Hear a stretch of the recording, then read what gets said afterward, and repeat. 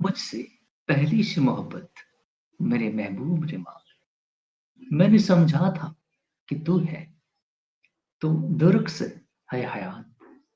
तेरे तेरा गम है, तेरा गम है तो गमे दहर का झगड़ा क्या है। तेरी सूरत से है आलम, आलमों में शबाब बहार। मुझसे पहली सी मोहब्बत, मुझसे पहली सी मोहब्बत मेरे मेरी महबूब ने मांग। मैंने समझा था कि तू है तो दर्द से है हयात। तेरे तेरा गम है, तेरा गम है तो गमे दहर का झगड़ा क्या है। तेरी सूरत में है, तेरी सूरत में है आलम में बहारों का समाप। तेरी आंखों के सिवा, तेरी आंखों के सिवा दुनिया में रखा क्या है। तू तू जो मिल जाए तो, तू जो मिल जाए तो तकदीर निगू हो जाए। यूं न था, यूं न था, मैंने कफ चाहा था यूं जो हो जाए।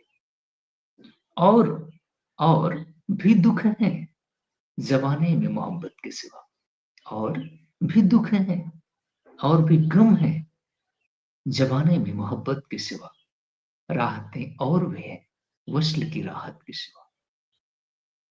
अनगिनत सदियों से, अनगिनत सदियों से तारीख वही मान तिलिस्म। रेशमे अतलसो कम वक्त में बुने हुए जाबजाब बिकते हुए कूचाए बाजार में जिस्म। खाक पे लिपटे हुए खून से नहलाए हुए जिस्म में निकलते हुए अमराज के तनूर से पीप बहती हुई गलते हुए नासूर से। लौट जाती है, लौट जाती है उधर को भी नजर तो फिर क्या की जाए। अब भी कातिल है तेरा हुस्न मगर क्या की जाए। लौट जाती है उधर को भी नजर तो फिर क्या की जाए। अब भी कातिल है तेरा हुस्न मगर क्या की जाए। और भी गम है जबाने में मोहब्बत के सिवा। चाहते और भी हैं वस्ल की राहत के सिवा। मेरी पहली सी मोहब्बत वो मेरी महबूब ने मांग। तो मैं समझा था कि जरा तू है तो जहर जहर का झगड़ा क्या है। फैज अहमद फैज साहब ने इसको लिखा है। इनक्रेडिबल, इनक्रेडिबल पर्सनालिटी है फैज अहमद फैज। मैं आपसे बात करना चाहता हूं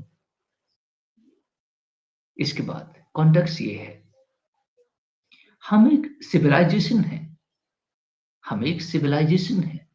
भारत एक सिविलाइजेशन स्टेट है। इंडियन सब कॉन्टिनेंट में बेस्ट ब्रेन जितने भी जनरेट किए गए हैं इंडियन सब कॉन्टिनेंट में, even what ever continent, I mean the continent, including all the segment of discrimination, division, ये वो जो भी है, लेकिन ब्रेन जो बेस्ट ब्रेन है, ह्यूमैनिटी सर्वोपरि है, प्राथमिक है humanity, best brain of the nation of this subcontinent. We are a civilisational state, whatever the religious denomination they could have, or maybe, लेकिन जो बेस्ट ब्रेन इस कॉन्टिनेंट से निकला है, हमें उसकी रिस्पेक्ट करनी चाहिए। वो हमारी सिविलाइजेशन है, हमारी वैल्यूज है।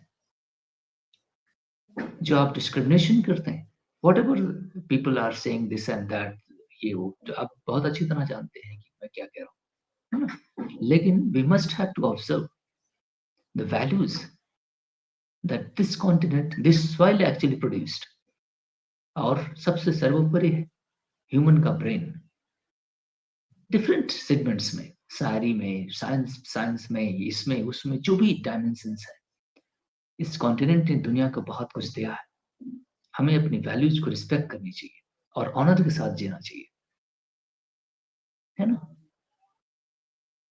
तो फैज अहमद फैज साहब ने जो चीज प्रोड्यूस की है, मिर्जा गालिब ने जो चीज प्रोड्यूस की है, नहीं, अब आप समझे कि मैं अब नाम लेना शुरू करूं तो मैं 15 20 25 तक नाम ले सकता हूँ, है ना?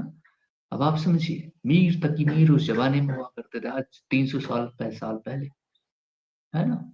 आप समझे, क्या क्रिएशन था? नहीं।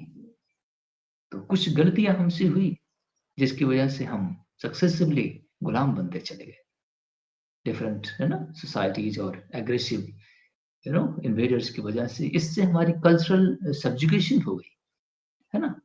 कल्चरल रिजुविनेशन की जरूरत है, रिनेंसेंस की जरूरत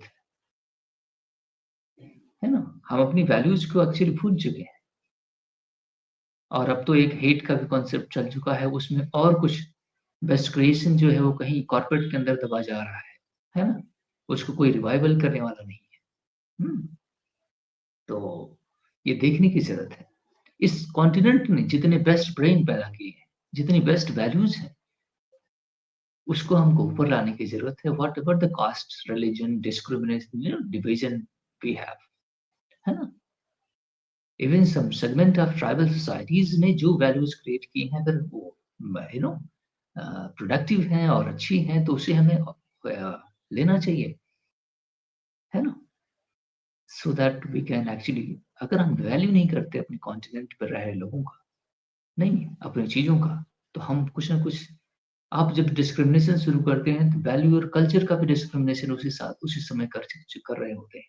जब आप ये कहते हैं कि हम फला रिलीजन में हैं, हम केवल एक चीज ऑब्जर्व करते हैं, दैट मीन्स आप दूसरी चीज को नहीं करते। आप उसको वैल्यू नहीं देंगे तो धीरे धीरे कल्चर, धीरे धीरे लैंग्वेज, कितनी कुछ लैंग्वेज यहाँ पे जनरेट हुई, खत्म हो गई।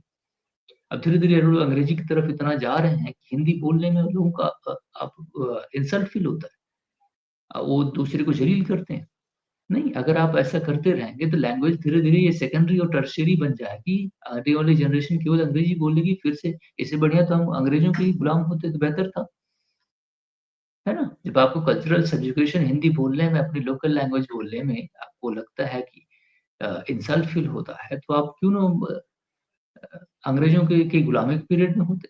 हर कोई भाग के तो कॉन्टिनेंट वहीं जा रहा है ना? आप समझ रहे हैं? कल्चरल रिजुविनेशन, हम सबसे इंपॉर्टेंट चीज़ इस सॉइल का रिस्पेक्ट करना। यहाँ से जो चीज़ प्रोड्यूस हुई है, उसको हमको ऑनर करना चाहिए, है ना? So thank you very much. Religion के बिहाफ पर लोगों ने बेस्ट क्रिएशन जो है ह्यूमैनिटी का, उसको सेट असाइड कर दिया है ना? हो भी सकता है कि मेरे बात से कोई डिसएग्री हो, लेकिन मैं नहीं समझता डिसएग्री होना चाहिए। अगर आप लॉजिकल और रैशनल सोचेंगे तो आप वहीं पहुँचेंगे जहाँ मैं हूँ। So thank you very much.